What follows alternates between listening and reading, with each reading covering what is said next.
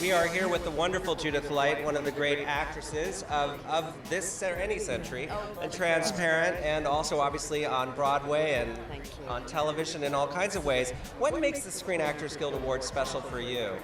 Well, I've been a member of the Screen Actors Guild for a really, really long time. I think I might have even become a member in like 1975.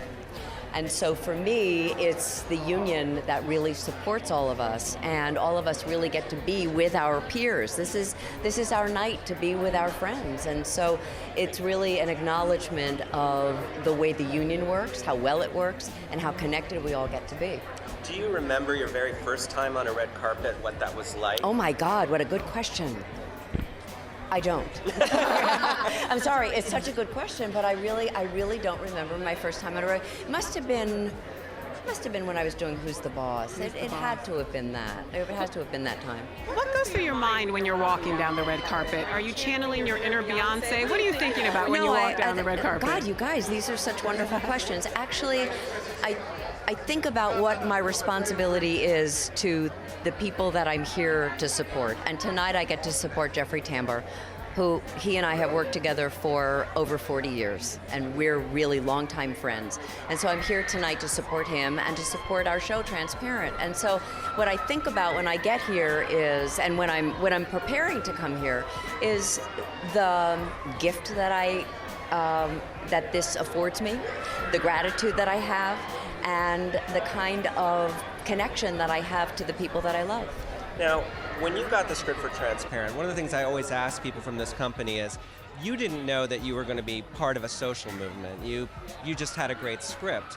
Does it still sort of take you aback, just the amount of change that show seems to have just ridden on this wave of enormous social activism and discussion about gender issues in America, and obviously right now, in terms of the political controversies that are going on.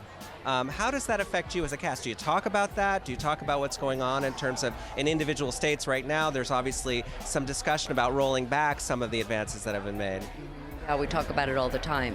And no, when we got the script, we didn't know what this was going to be. We knew that Jill Soloway wanted to change the conversation. She wanted to change the culture. She wanted to make the world a different place and a safer place, and particularly for her parent, who this was written for and about.